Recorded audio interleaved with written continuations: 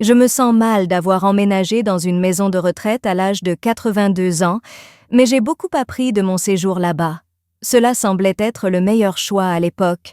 Les personnes les plus proches de moi m'ont dit qu'elles m'apporteraient le réconfort et le soutien dont j'avais besoin.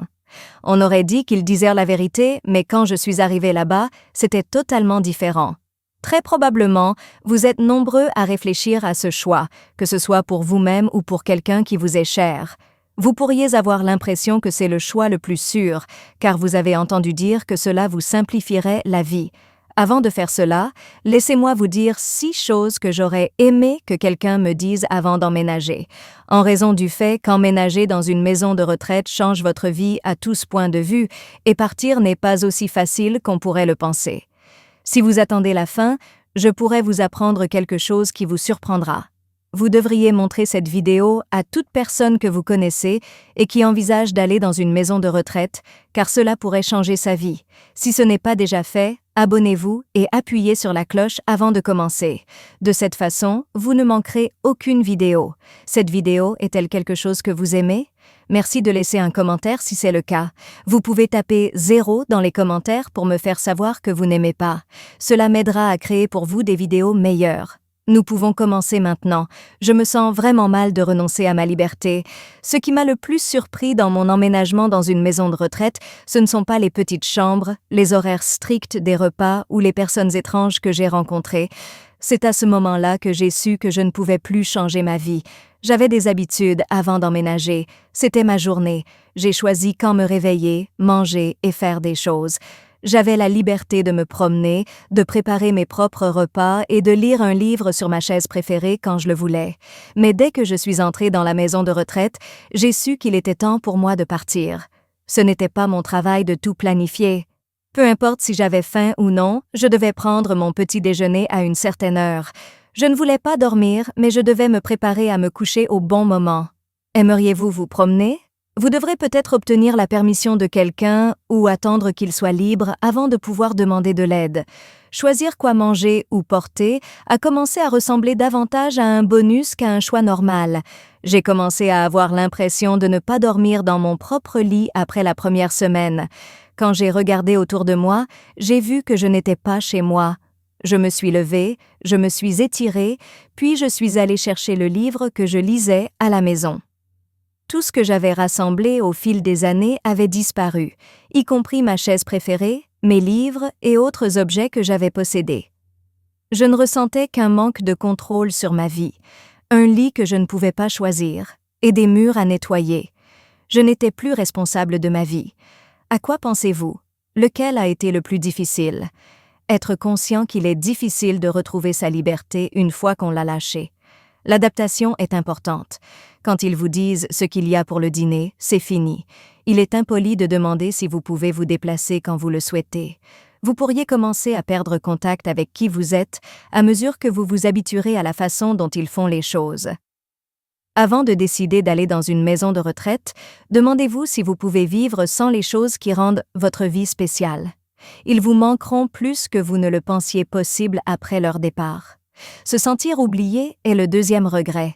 Être dans une maison de retraite est difficile, car il faut faire face au fait que le monde continue de fonctionner sans soi. Ma famille m'a dit qu'elle viendrait me voir souvent à mon arrivée ici. Quand ils me l'ont dit pour la première fois, je les ai crus. Ma fille venait 1 fois par semaine et mes petits-enfants venaient le week-end. Pendant une courte période, j'ai eu l'impression d'être toujours connectée à mon ancienne vie. Certaines visites étaient effectivement plus fréquentes au début, mais pas aussi souvent qu'auparavant. Cette fois, ma fille a appelé au lieu de venir. Mes petits-enfants avaient beaucoup à faire avec le travail et l'école. C'était le plus dur pendant les vacances. Il semblait que tout le monde disait qu'il viendrait, mais les plans changeaient toujours à la dernière minute. Soudain, j'étais assise seule dans une salle commune, regardant les autres résidents fixer la porte, espérant qu'aujourd'hui serait le jour où quelqu'un se souviendrait d'eux. Mes amis et ma famille m'aimaient toujours, mais la vie m'en empêchait. Les gens pourraient penser que vous allez bien, que vous vous habituez aux choses ou que vous n'avez pas besoin d'autant d'attention lorsque vous n'êtes pas là tous les jours. Mais la vérité est que les gens oublient à quel point vous avez besoin d'eux à mesure que vous restez longtemps dans une maison de retraite. Un soir, j'étais dans ma chambre avec mon téléphone à la main, Je ne savais pas si je devais appeler mon fils. Je ne voulais pas être un problème. Je ne voulais pas continuer à lui dire que j'étais là, à attendre une visite qui n'arriverait peut-être jamais. Quand j'ai raccroché, ça m'a frappé. C'était ma vie maintenant. Regarder les jours passer et espérer que quelqu'un se souviendrait de me mettre dans ses projets. Si vous souhaitez emménager dans une maison de retraite, vous devez vous demander si vous pouvez supporter d'être seul. Parce qu'il est plus facile que vous ne le pensez d'oublier votre famille une fois que vous n'êtes pas là. Mais ils t'aiment. La troisième chose que je regrette, c'est de perdre mon sens du but. Au début, je pensais que je déménageais simplement parce que j'avais emménagé dans une maison de retraite. Je n'avais aucune idée que je changeais également ma raison de vivre. À la maison, j'avais des choses à faire. J'avais des habitudes, des choses que j'aimais faire et une raison de me lever chaque jour. Prendre soin des plantes, préparer mon propre café et nettoyer mon espace étaient autant de petites choses qui me donnaient un but.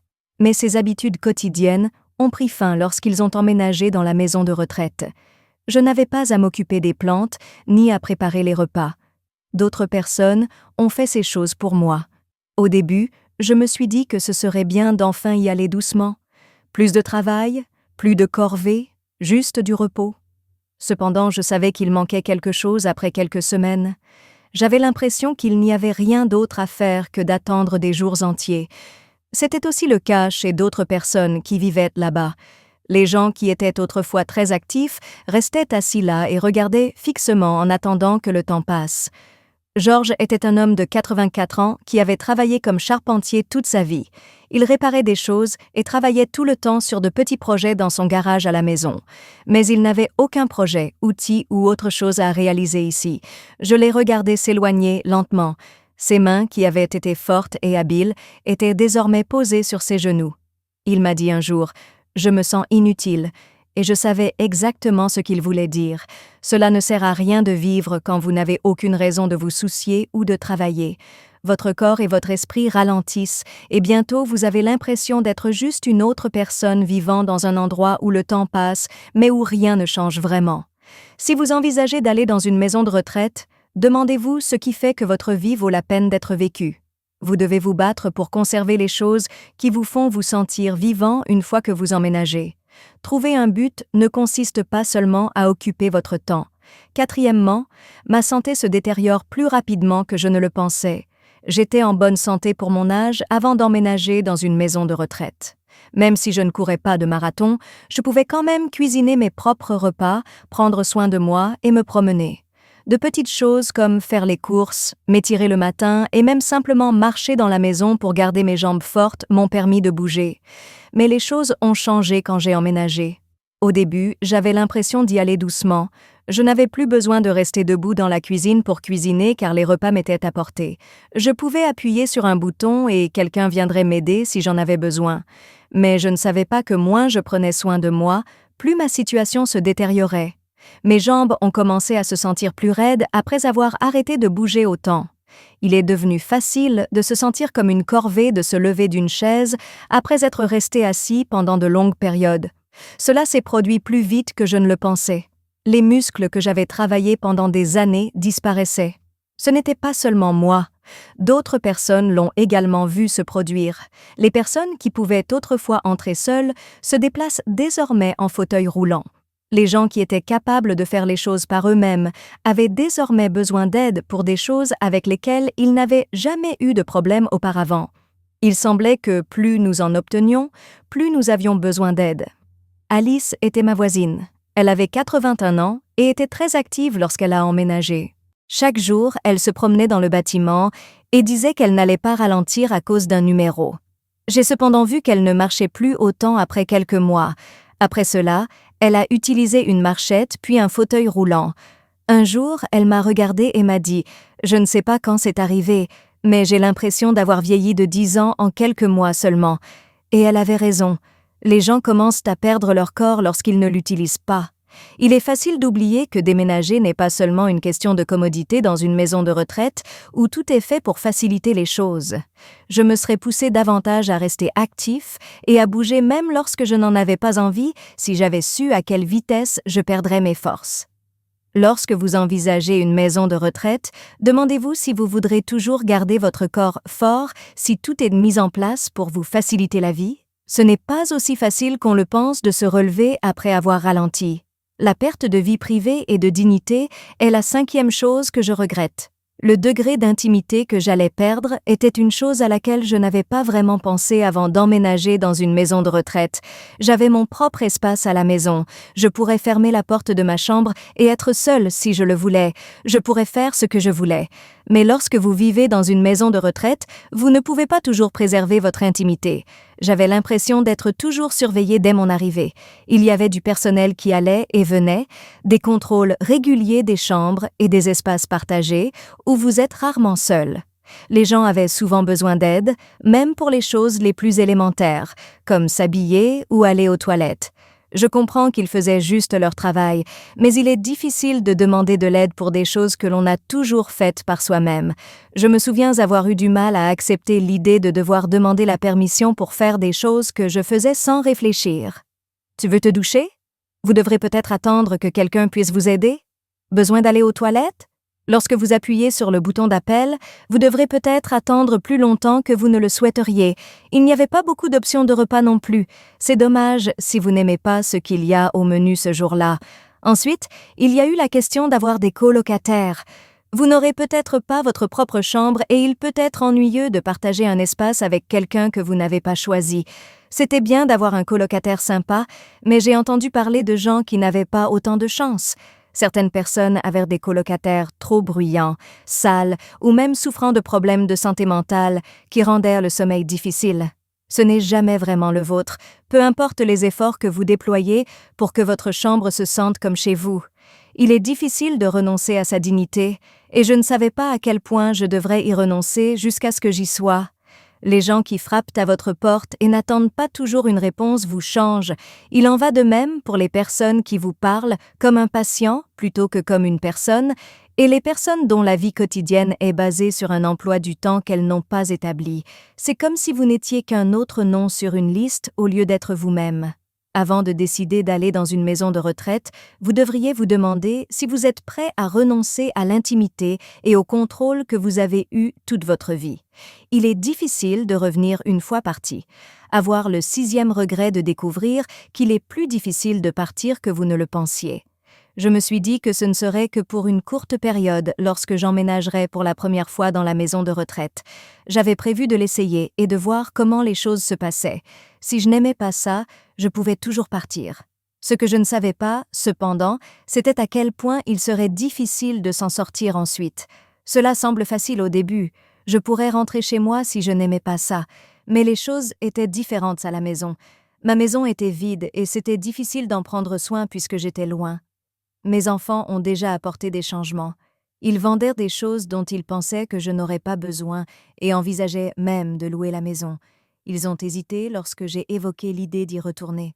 Es-tu sûr de pouvoir gérer les choses par toi-même? Ne serait-il pas plus sûr pour toi de rester? Nous voulons seulement ce qu'il y a de mieux pour toi. Et puis il y avait la question du vieillissement. Je n'étais plus aussi fort qu'avant parce que je n'avais pas eu à cuisiner, à nettoyer, ni même à marcher très loin depuis des mois. J'ai commencé à perdre l'indépendance que j'avais avant, ce qui a rendu l'idée de rentrer chez moi plus difficile que je ne l'aurais imaginé. Je n'étais pas sûre de pouvoir vivre seule, et cette peur m'empêchait de bouger. J'ai parlé à d'autres personnes qui ont vécu la même chose. Ils allaient rester à la maison de retraite pendant un certain temps, mais ce n'était pas aussi facile de partir qu'ils le pensaient. Il devient de plus en plus difficile de s'habituer à la vie dehors à mesure que l'on reste longtemps. Certaines personnes ont même perdu le choix lorsqu'elles ont dû vendre leur maison ou lorsque le coût des soins a épuisé leurs économies. Vous ne pouviez pas revenir en arrière. Ce que personne ne vous dit, c'est qu'emménager vous donne l'impression que vous pouvez changer d'avis, mais pour la plupart des gens, ce n'est pas le cas. La maison de retraite prend progressivement le contrôle de votre vie et avant que vous vous en rendiez compte, le monde extérieur commence à vous ressembler à un rêve lointain. Avant de décider d'aller dans une maison de retraite, vous devriez vous demander si vous êtes prêt à accepter le fait qu'il ne sera peut-être pas aussi facile d'en sortir que vous le pensiez. Parce qu'il peut être plus difficile que vous ne le pensez de partir une fois que vous vous êtes habitué aux coups, au tracas ou aux sentiments qui en découlent. Dernière réflexion. Je ne regrette pas d'avoir vieilli, mais je regrette d'avoir pensé qu'une maison de retraite était mon seul choix. Quand je suis entrée, je pensais que ce serait sûr, confortable et améliorerait ma vie. Ce que j'ai découvert à la place, c'est un monde qui m'a lentement enlevé ma liberté, mon intimité, mon estime de soi et même ma raison de vivre. Cela signifie-t-il que toutes les maisons de retraite sont mauvaises? Pas tout le temps. Ils ont vraiment besoin d'accorder autant d'attention à certaines personnes. Mais réfléchissez bien à ce à quoi vous renoncez avant d'emménager. La vie ne sera plus jamais la même après votre emménagement. Il aurait été plus difficile pour moi de quitter ma propre maison si j'avais pu remonter le temps. J'aurais cherché d'autres moyens d'obtenir de l'aide sans renoncer à ma liberté, et je me serais assurée que j'avais vraiment besoin d'être là avant de faire un geste aussi important. Et si vous devez faire ce choix, j'espère que vous vous arrêterez et vous demanderez: est-ce vraiment ce qui est le mieux pour moi, ou est-ce simplement ce qui me convient en ce moment? Parce que les routines, la liberté et les choix dont vous disposez actuellement sont précieux et doivent être conservés le plus longtemps possible. Merci d'être ici aujourd'hui. Veuillez nous contacter. Dites-nous ce que vous avez appris aujourd'hui et comment vous allez l'utiliser dans votre vie dans les commentaires ci-dessous. Nous nous soucions de ce que vous pensez, alors n'hésitez pas à nous le dire. Nous nous sentons très motivés et encouragés lorsque nous lisons vos commentaires. Veuillez aimer, vous abonner et partager cette vidéo si vous l'avez aimée et si vous l'avez trouvée utile. Merci pour votre soutien. Cela nous permet de continuer à créer du bon contenu dont vous pourrez apprendre et vous inspirer. Merci d'avoir regardé. Rendez-vous dans la prochaine vidéo.